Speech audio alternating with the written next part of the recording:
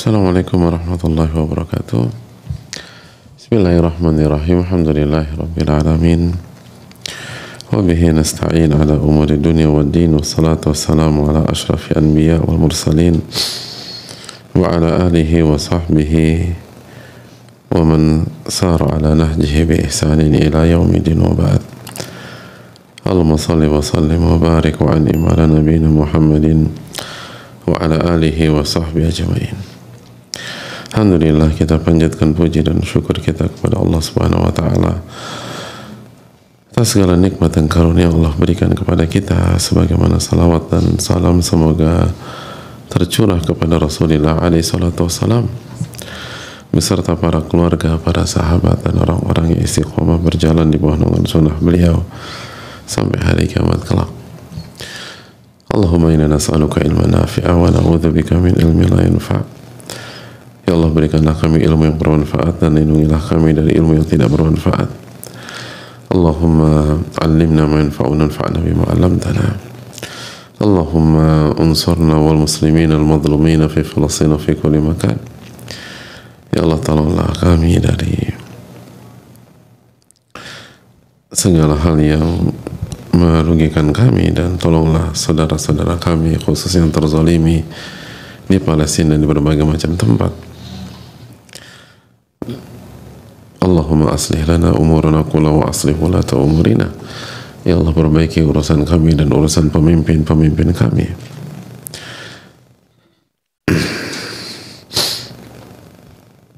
Dan semoga Allah memberikan taufik kepada kita semua. Amin ya rabbal alamin. Hadirin Allah muliakan,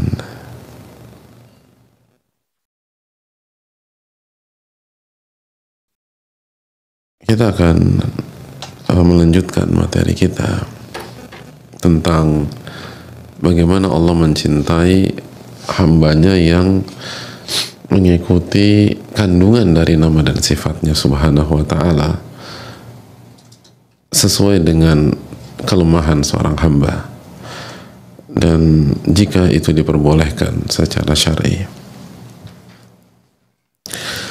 Dan kita kemarin telah membahas bahwa Allah itu Rafiq yuhibbu rifqah. Allah itu maha lembut dan suka kelembutan.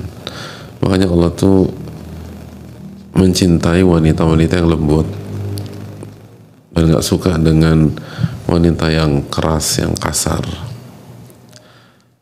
yang arogan, suara tinggi ke suami atau suara tinggi ke pihak lain. Tapi Allah mencintai orang, apalagi perempuan ya, karena perempuan adalah jagonya kelemah lembutan seharusnya. Nabi SAW bersabda, innallaha rafiq yuhibbu rifqa fil amri kulli. Allah maha lembut dan menyukai kelemah lembutan dalam segala perkara, kecuali ada dalil yang membenarkan kita melakukan selain itu. Tapi hukum asalnya adalah kelemah lembutan. Dan ini pelajaran bagi ibu-ibu sekalian, bagaimana lemah lembut menghadapi suami, bagaimana lemah lembut dalam mendidik anak dan mengkondisikan anak dan mengasuh anak, bagaimana lemah lembut ke asisten rumah tangga, bibi yang ada di rumah, atau driver yang mengantar kita, atau tukang kebun kita jika kita memilikinya, atau security yang menjaga rumah kita atau menjaga komplek kita. Maka hendaknya kita bersikap lemah lembut, tentu saja dengan kadar dan tidak menimbulkan fitnah, tentu saja kalau itu bukan mahram kita. Semua ada takarannya, hadirin. Likulli maqam maqal. Setiap tempat itu ada bahasanya masing-masing. Tapi ini yang harus kita, jangan sampai jadi wanita yang kasar, yang keras, apalagi sudah ngaji, sudah belajar, dan sudah beriman kepada Allah, beriman kepada nama dan sifat-sifat Allah tabaraka wa ta'ala. Maka dibutuhkan orang-orang, khususnya wanita, karena konteks kita adalah kajian wanita, wanita yang memiliki sifat lemah lembut dalam kesehariannya, khususnya dengan orang tua, khususnya dengan suami, khususnya dengan mertua, dengan anak, dengan mahram, dengan kakak atau adik, maka kedepankan kelemah lembutan. Maka narifku fi syai'in ila zanah, kata Nabi SAW. Tidaklah kelemah lembutan itu berada dalam sebuah kondisi kecuali akan menghiasi kondisi itu. Wa man nuzi'a an syai'in ila sya'nah, dan tidaklah kelemah lembutan itu dicabut dari sebuah kondisi kecuali akan merusak dan mencoreng kondisi tersebut. Hadirin Allah muliakan, itu yang perlu kita tanamkan bersama-sama. Kita lanjutkan bahwa Ibnu Qayyim menyampaikan rahimahullah rahmatan wasi'ah, semoga Allah merahmati Ibnu Qayyim, keluarga beliau, orang tua beliau, guru-guru beliau, dan para ulama kita yang lain. Wa halimun yuhibbul hilma, dan Allah al-halim, dan mencintai sifat hilm. Allah al-halim dan mencintai sifat al-hilm. Apa itu al-halim, hadirin sekalian? Sudah kita jelaskan belum, hadirin, di pertemuan yang lalu, apa yang dimaksud dengan al-halim?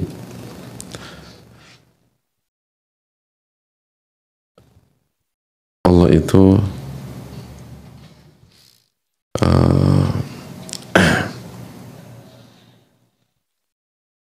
al-halim. Al-hilm salah satu sifat Allah Subhanahu wa taala. Artinya al-anatu wa tarkul ajalah. Hati-hati dan tidak terburu-buru. Tepat dalam timing. Jadi bukan lelet juga, atau bukan hati-hati dalam arti maju mundur atau ketakutan atau enggak, tapi semua dikerjakan secara matang gitu lah. Watarkul ajalah, dan tidak prematur, tidak buru-buru, tidak gerasak gerusuk, tidak kesusu.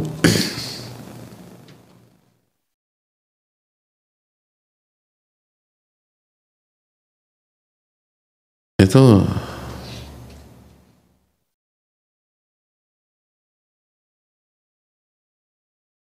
makanya sebagian pihak menyampaikan bahwa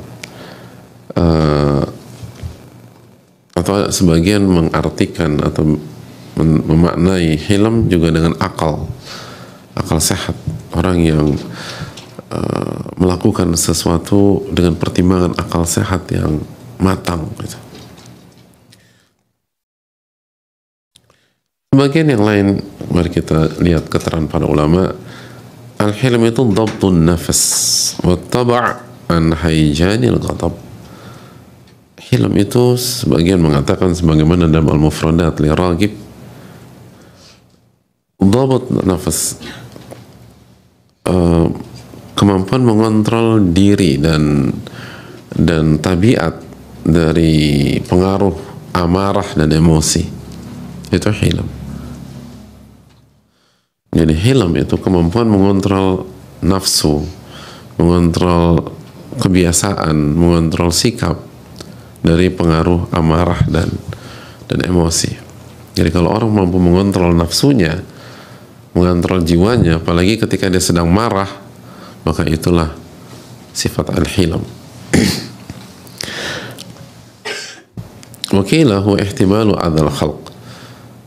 Sebagian mengatakan al-hilm juga bisa bermakna kemampuan menahan kezaliman dan keburukan dari pihak lain. Sebagian mengatakan juga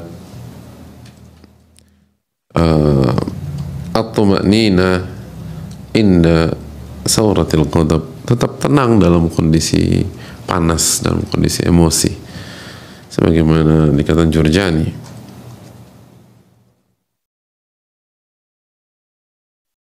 Sebagian mengatakan ta'khiru mukafa'atil zalim, kemampuan untuk menahan diri dan tidak membalas kezaliman orang secara langsung atau tidak membalas secara langsung atau dalam waktu yang sama atau dalam waktu yang berdekatan. Jadi dia bisa ngontrol. Misalnya ada orang nunjuk ibu, caci maki ibu bisa tahan gitu. Dan kalau mau perhitungan sama dia bukan sekarang waktunya. Itu hilang kemampuan itu. Dia bisa nahan, membalas tidak pada saat kejadian atau tidak pada saat itu juga, atau kalau yang lain langsung pokoknya gue mau samperin, gue mau labrak. Kalau kita tenang, sabar. Emang kelewatan, tapi bukan saat ini kita samperin dia. Nah, kalau kita punya kemampuan itu, maka itu salah satu definisi dari al-hilm. Dan bukan takut, bukan takut. Sebagaimana sebagian berlindung dengan hilm, padahal dia takut. Emang dia nggak berani balas gitu loh. Tapi tenang, jangan sekarang. Oh, bijak banget ya. Bukan bijak, dia takut.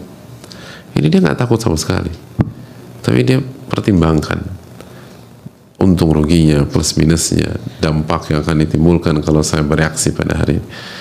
Jadi kalau bahasa kita, hilm itu dalam definisi ini ya, bukan orang yang sumbu pendek. Nah itu, nggak sumbu pendek dia.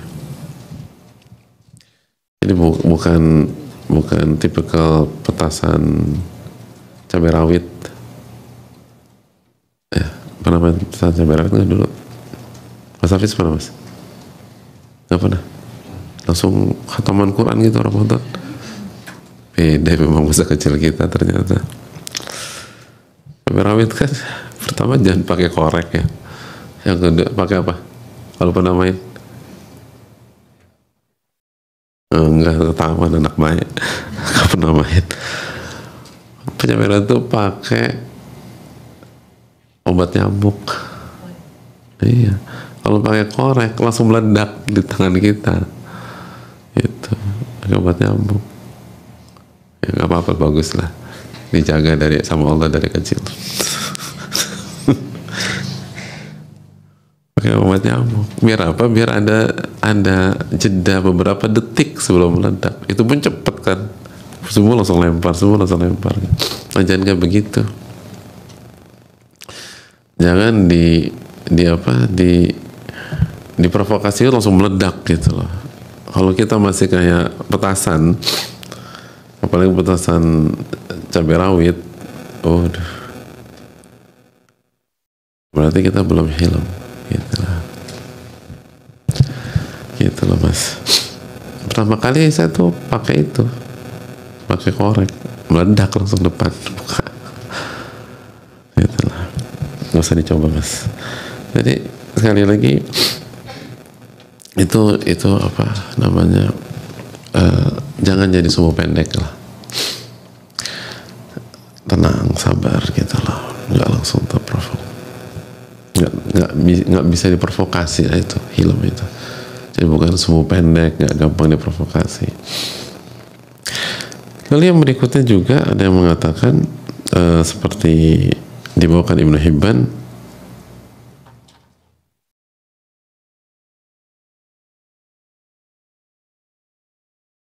ismun yaqa'u ala zammin nafsi 'anil khuruji 'inda al-wurudi 'alayha diddu ma tuhibbu ila ma nuhiyan. Jadi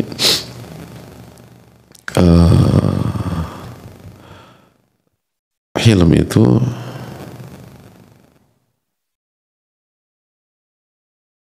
kemampuan dalam mengekang nafsu, kemampuan dalam mengekang nafsu.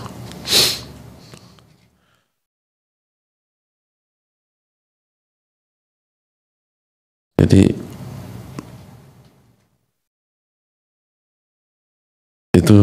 itu hilm. Jadi intinya semuanya sama aja. Intinya kematangan, kedewasaan dalam berbicara dan dalam bertindak, dan tidak dikendalikan oleh hawa nafsu kita, nggak dikendalikan oleh emosi, nggak dikendalikan oleh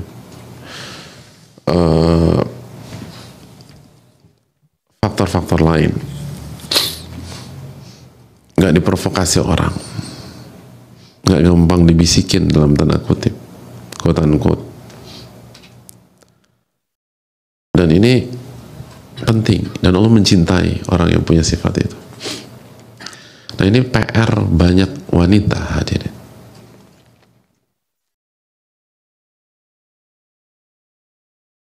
Seringkali gampang terpancing. Makanya sebagian ulama mengatakan, apa hikmahnya kenapa talak itu dari pihak suami dan dari lisan suami?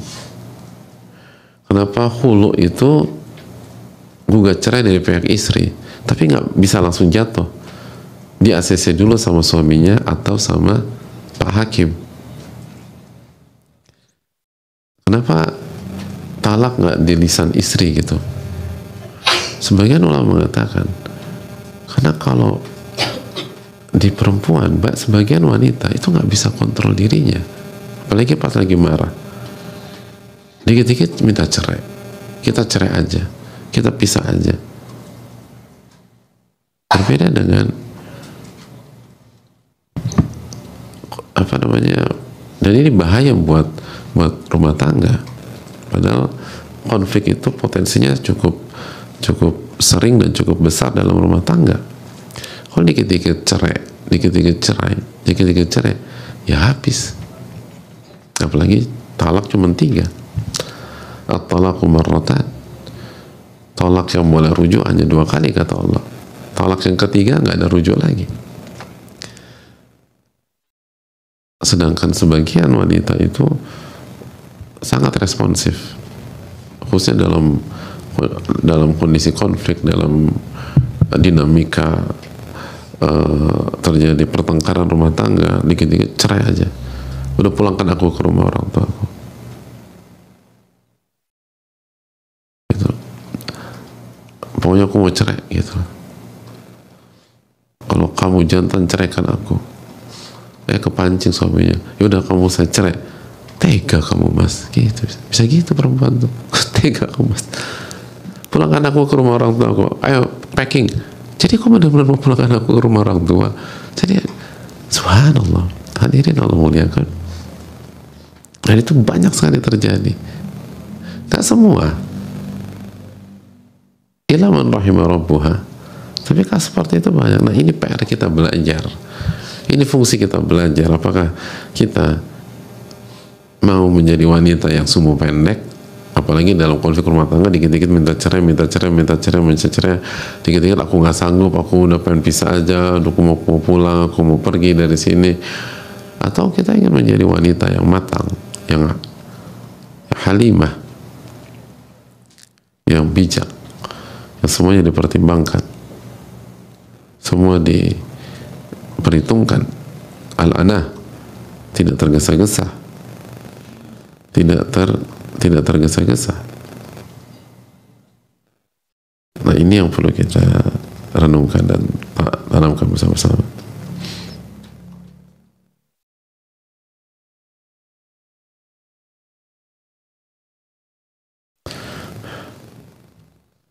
Jadi hadirin yang muliakan, ini dikembalikan kepada kita.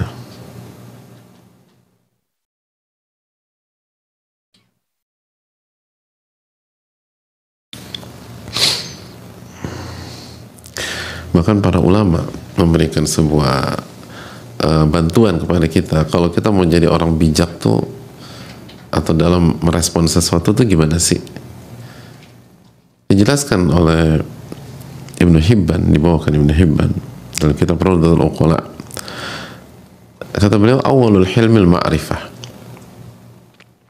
Langkah pertama dari hilm, kalau mau jadi orang bijak, jadi orang matang, itu ma'rifah. Dia harus tahu dulu persoalannya. harus melihat secara utuh, komprehensif. Al-hukmu ala syai'in far'un an tasawwurihi, menghukumi sesuatu itu adalah gambaran setelah kita tahu masalahnya secara utuh gitu. Jadi bukanlah orang yang bijak kalau langsung nyerang sana nyerang sini, bukanlah orang yang bijak judgmental, langsung ngejudge tapi nggak tahu sebenarnya duduk masalahnya apa sih. Aku udah emosi aja. Oh, itu bukan orang hilm. Hilm tuh harus ma'rifah, harus tahu dulu, harus baca. Teman kita datang curhat tentang masalah rumah tangganya, jangan langsung disimpulkan berarti laki lo nggak beres. Tenang dulu. Anda kan lo dengar dari suaminya, Anda baru dengar dari versi istri. Anda belum dapat ma'rifah secara utuh. Ini konflik dua pihak. Kalau mau dapatkan ma'rifah, kita harus dengar dari kedua belah pihak. Nggak bisa dengar dari satu pihak langsung simpulkan, ma'rifahnya belum utuh. Atau kita dengar teman kita curhat atau bicarakan hal negatif tentang teman kita yang lain, atau si A atau si B atau si C, lalu kita langsung telan mentah-mentah lalu kita simpulkan, maka kita bukan wanita yang halimah. Bukan. Wanita yang hilm itu ma'rifah. Dia tahu dulu dia baca dulu petanya dan dia tahu ilmunya. Makanya tsumma tatsabbut. Lalu kedua, dia lakukan cross check. Tadi kalau ada teman kita menceritakan rumah tangganya, jangan buat kesimpulan sampai Anda dengar dari suaminya. Anda harus cross check. Kalau Anda membuat sebuah kesimpulan, atau ya masa nanya sama suaminya, ya jangan ikut campur kalau demikian. Atau jangan menjudge. Boleh kasih nasihat tapi nggak bisa secara utuh. Atau kita kasih catatan, kalau benar apa yang kamu sampaikan, maka langkahnya begini. Kalau benar ya kamu sampaikan, wallahu ta'ala alam. Jadi lo gak percaya sama gue bukan gak percaya sama lo, tapi kaidah dalam sunnah Nabi SAW, kalau ada dinamika antara dua pihak, Nabi SAW minta kita dengar dari kedua belah pihak, jangan dengar dari satu pihak. Jadi harus tasabut. Orang yang matang dan dewasa, yang bijak itu, dia akan dengar dia akan cross check, dia akan panggil dulu, dia akan dengarkan apa yang terjadi. Gak langsung disimpulkan. Udahlah, gak usah banyak bicara. Udahlah, jangan banyak alasan. Lo pasti gini-gini. Sabar dulu. Anda gak dengar secara utuh, Anda baru dengar dari satu pihak, dan seterusnya. Atau sebagian pihak bilang, udahlah pokoknya gak mungkin ada asap kalau gak ada api. Ini kurang update orang kayak gini. Hari gini itu asap ada, apinya nggak ada, dan bisa jadi apinya artificial. Bisa hari gini, apalagi ada AI artificialnya, semua bisa dibuat. Walaupun nggak ada api, asapnya bisa kabut hari ini. Jadi kurang update. Kalau dulu mungkin lah, tapi kalau sekarang enggak. Udah jangan berkelit, pasti nggak mungkin ada asap kecuali ada api. Gak harus demikian, hadirin. Ada banyak asap, gak ada api. Bahkan ada banyak api hari ini artificial, bukan api real. Dan semua gampang dibuat, semua mudah dibuat hari ini. Maka orang yang dewasa, orang yang matang, orang yang hilm akan lebih hati-hati lagi, gak gampang menyimpulkan. Itu yang perlu kita renungkan bersama-sama.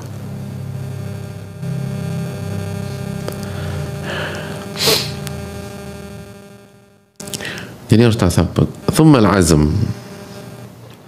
Orang yang bertekad, orang yang hilm tuh setelah harus punya azam, harus punya tekad. Jadi orang yang hilm itu namanya orang yang matang, orang yang dewasa, orang yang gak terburu-buru. Semua dikumpulkan data, dicek, semua based on data. Lalu habis itu oke, kalau kita mau melakukan sesuatu, mau melangkah, azam, tekadnya itu kuat. Orang-orang yang matang dan dewasa itu kalau mengerjakan sesuatu itu dia nggak punya opsi berhenti di tengah jalan, atau ya coba 1-2 langkah dia nanti kita lihat. Enggak, orang-orang yang matang dan seterusnya. Tapi juga orang yang matang itu kalau memutuskan oke, kita kerjakan sesuatu atau kita lakukan sesuatu atau saya akan bantu Anda dan seterusnya, itu dia akan bantu dari hulu ke hilir. Dia akan selesaikan itu. Dia akan jalani proyek itu dari A sampai Z. Dan itulah azam. Azam itu adalah tekad untuk memulai, lalu menjalani proses dan menyelesaikan. Itu azam.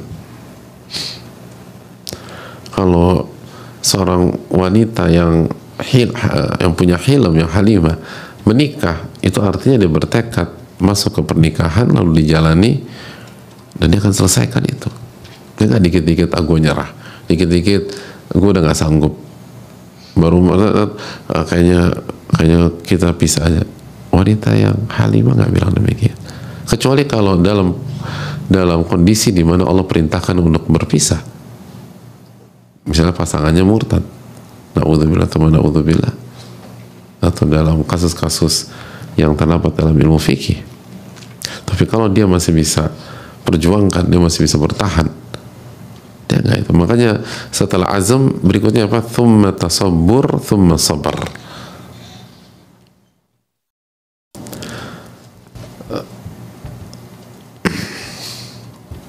Jadi setelah azam itu sabar. Dia akan sabar. Dia akan sabar. Dia akan sabar. Jadi dia akan sabar.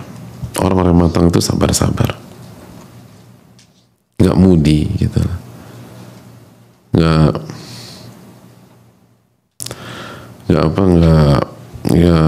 udah deh, gue nggak mau lagi dan nggak ini lagi, tidak.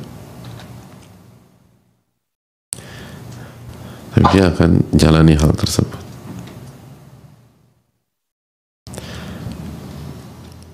Apa bedanya tasabur dan sabar? Kenapa tasabur lalu sabar?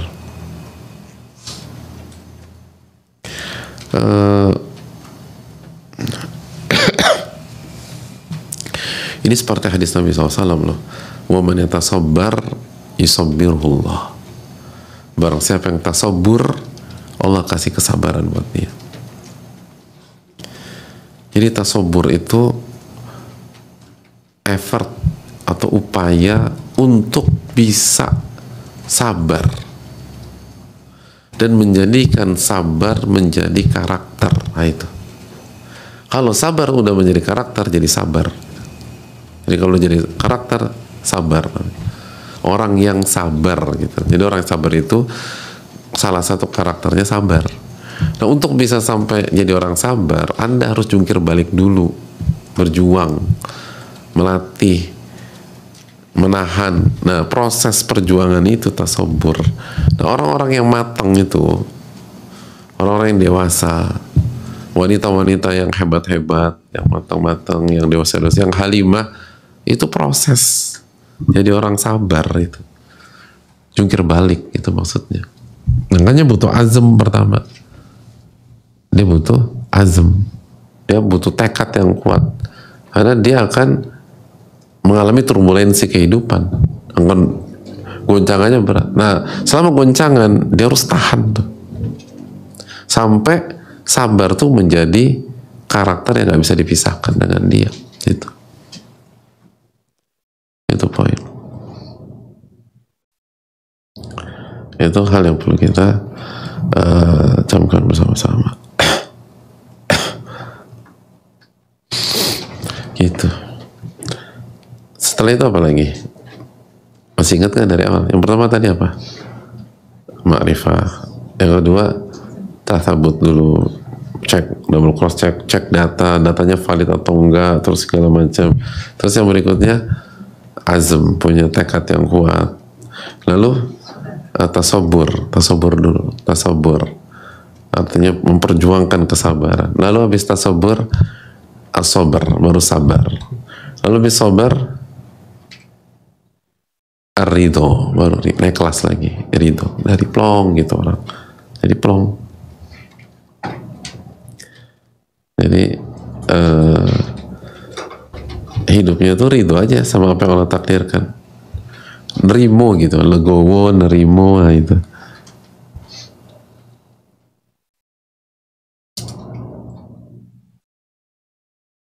Gitu Pak ya.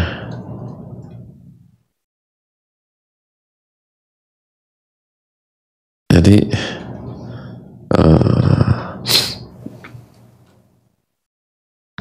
itu kalau udah level itu udah canggih lah coba. Tapi untuk sampai level ridho, sabar dulu, latihan sabar. Bedanya sabar sama ridho apa? Sabar tetangga samping kanan, Mas ridho samping kiri Pak Ustaz. Oh, bukan. Apa bedanya sabar sama ridho? Kalau sabar itu apa? Sabar itu sabar Pak Ustaz. Kalau ridho, ya ridho. Sabar itu masih ada ganjelan, masih ada yang ditahan. Namanya juga sabar, kan imsak. Jadi masih ada yang ditahan-tahan, masih ada yang ngeganjel gitu. Aduh, sebenarnya gue pengen sikat tuh orang, tapi ya gue tahan deh, itu sabar. Ridho nggak ada yang ganjel, plong gitu lah, plong. Hidupnya plong aja.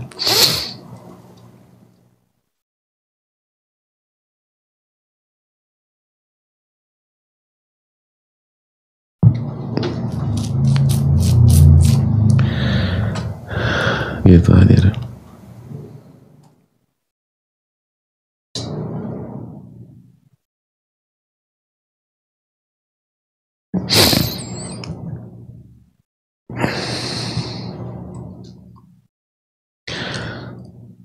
Jelas ini. Habis itu apa lagi jemaah? Udah selesai belum? Thumma samtu, diam. Jadi orang-orang wanita yang hilm tuh nggak banyak bicara, nggak cerewet gitu. Mohon maaf nih gitu. Tapi ini kata para ulama. Tapi bukan berarti nggak boleh ngomong juga, bicara seperlunya, tapi lebih banyak diam, perhatikan, nggak berkoar-koar gitu maksudnya. Bukan cerewet seorang ibu yang positif ya, yang lain itu enggak. Ibu harus memang banyak bicara sama anak-anak. Tapi bukan cerewet yang annoying gitu loh. Dan nggak berkoar-koar, nggak pamer, nggak segala macam. Gue lagi ngerjain ini enggak. Orang-orang yang matang, orang yang bijak, lebih banyak diam. Tapi kalau dia harus bicara, dia bicara. Dia lebih banyak kasih bukti dengan karya daripada bicara sana, bicara sini, itu sekarang nggak, diam. Asam tuh. Ini penting. Asam tuh. Terus dia nggak, pokoknya hidup gue tersiksa parah, hidup gue bla bla bla, memang dasar tuh laki-laki segala macam, enggak. Asam tuh.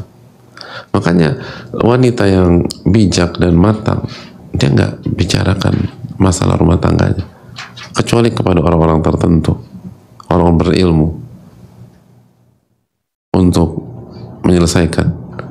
Dan dia nggak bangun framing bahwa dia terzolimi dan yang salah suaminya, dia nggak lakukan itu. Dia orang-orang yang, dia cuma orang-orang bijak, orang-orang yang matang, dewasa, mereka diam. Kecuali di momen yang harus bicara, baru mereka bicara. Dia nggak ini, dia nggak harus ini, dia nggak harus itu. Dia nggak cari simpati, dia nggak cari itu segala macam.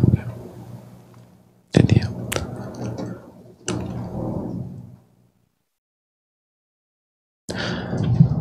Gimana? Oke nggak jadi hilm?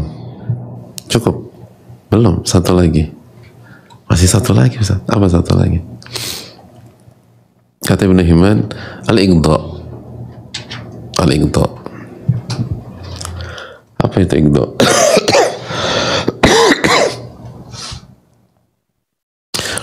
Al-iqda itu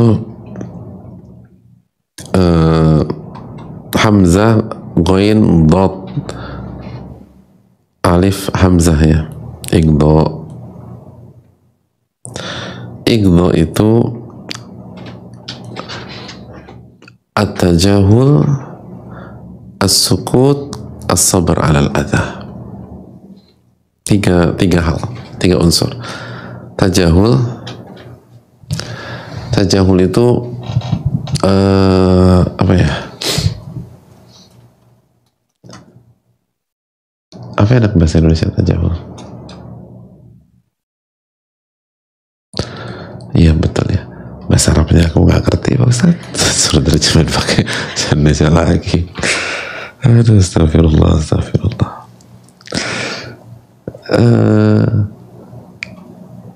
Tajahul itu pura-pura nggak tahu dalam konteks positif. Kan dari jahal itu kan nggak ngerti. Kalau tajahul sebenarnya dia tahu, tapi dia pura-pura nggak tahu. Tapi dalam interim positif, dalam konteks yang positif, gitu lah. Dia tahu misalnya temennya lagi jadi bahan omongan satu sekolah gitu loh. Dia kan teman-temannya biasa aja, kayak nggak tahu gitu loh. Dia nggak bilang, kenapa sih orang-orang ngomongin lo, atau emang ada apa sih? Nggak itu. Dia pura-pura nggak tahu untuk membuat temennya itu nyaman gitu loh. Kan pada saat itu banyak orang tuh nggak pengen, ngapain sih nanya-nanya segala macam. Dia pura-pura nggak tahu aja. Tajahul itu salah satu bentuk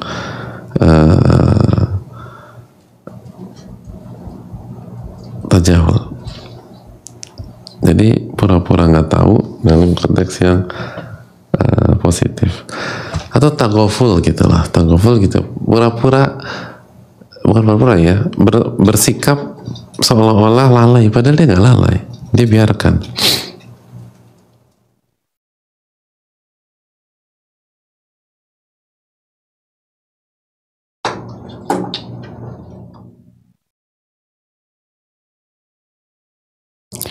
Itu poinnya.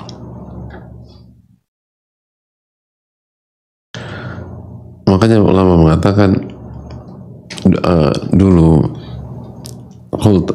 laisal ghabi bi sayyidin fi qaumihi lakinna sayyida qaumihi al-mutaghabi.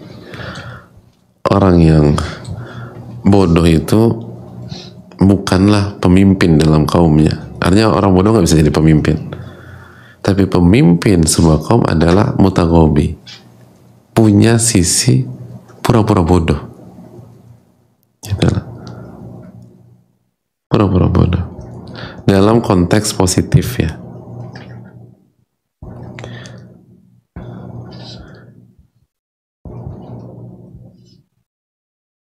Dan pura-pura bodoh dalam konteks ini tuh kata para ulama, risalatu wuddin wa ihtiram, itu pesan cinta dan respect sama orang. Gitu. Pesan cinta dan respect. Artinya orang kalau mencintai kita, dia akan punya sisi itu, nggak terlalu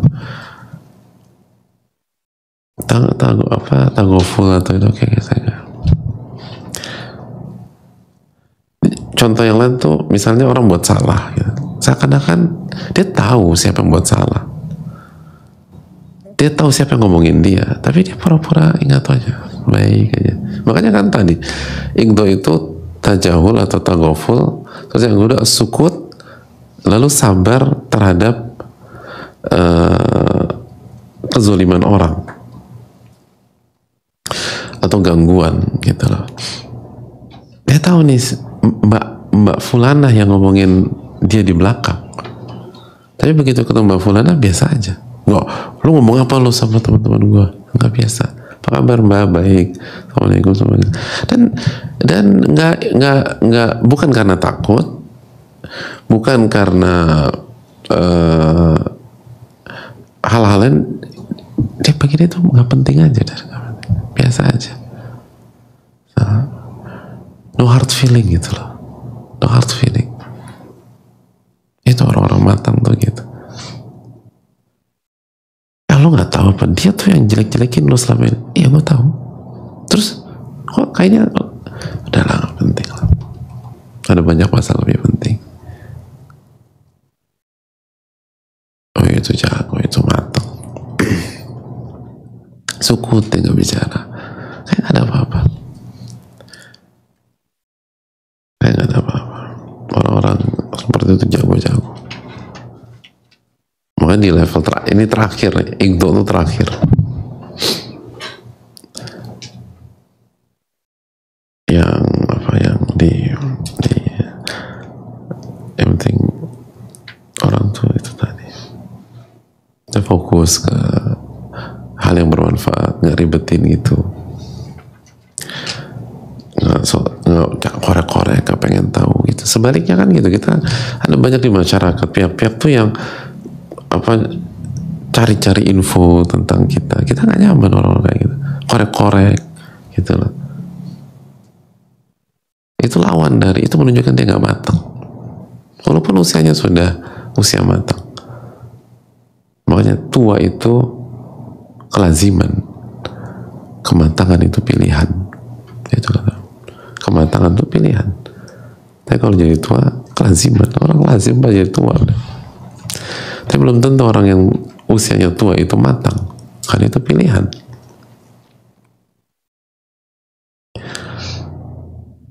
Kalau bisa senyum sih sama dia kan jahat banget sama Tagoful, dan kita lupain aja. Itu apa,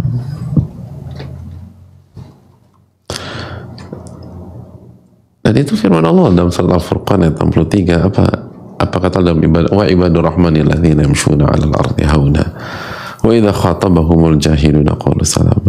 Hamba-hamba Allah yang berjalan di atas permukaan bumi dengan ketawaduan, dan ketika diajak bicara orang-orang bodoh, qalu salama, dia respon dengan baik, positif. Dia tahu, dia pura-pura nggak dengar atau ini segala macam.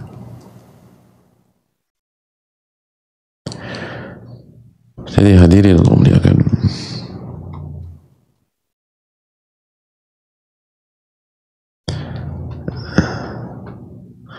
dan Tagoful itu akhlak orang-orang mulia. Kata Al-Hasan Al-Basri, mazala Tagoful min fi'lil kiram.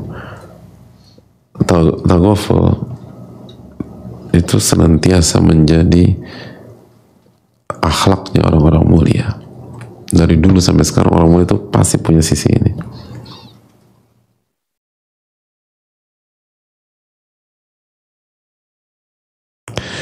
Nah, dari sini kita tahu wanita yang matang itu nggak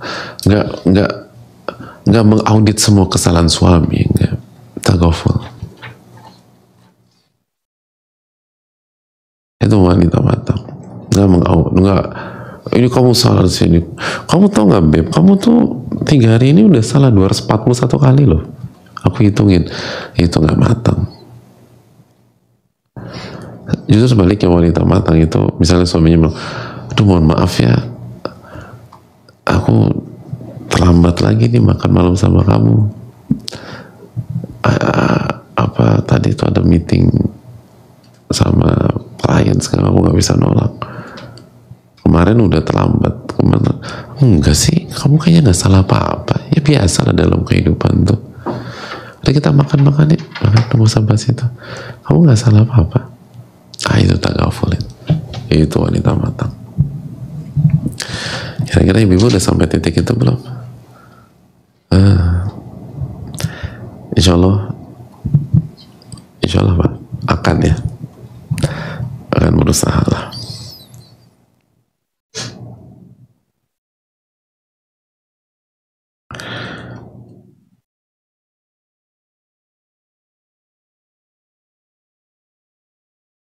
Sebagian Al-Hikmah mengatakan kalau Anda menguasai sifat ini, Anda menyelesaikan setengah masalah kehidupan Anda. Ya kan?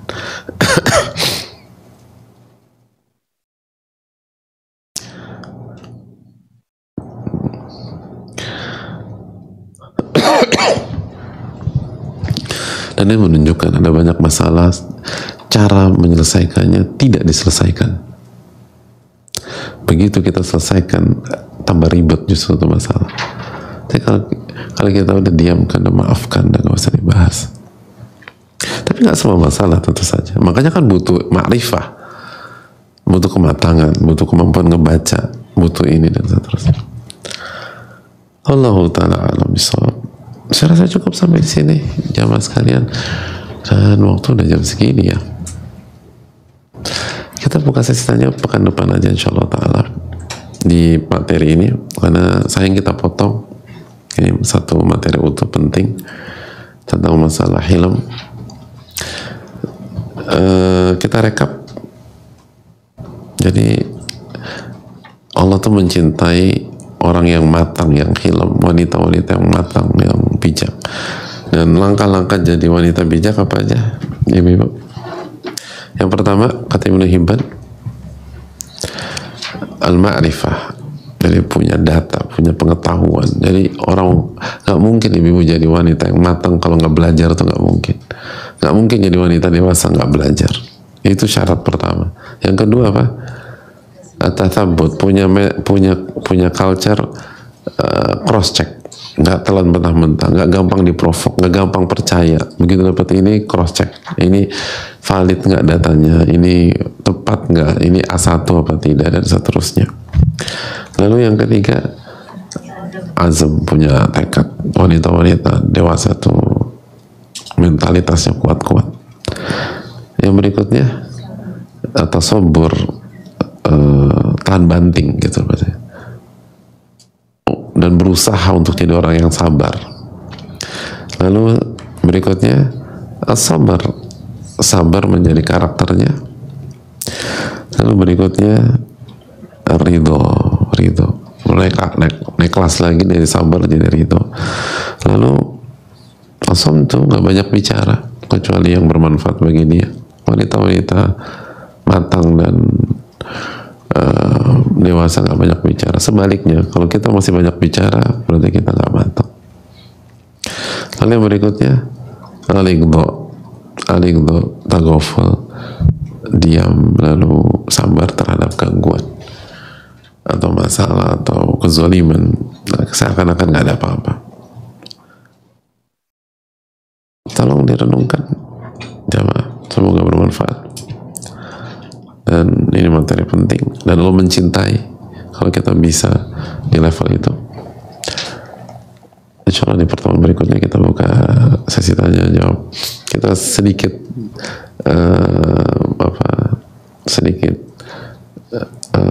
mengulang atau menekankan yang sudah kita bahas sedikit aja, lalu kita buka sesi tanya jawab dari awal-awal insya Allah ta'ala.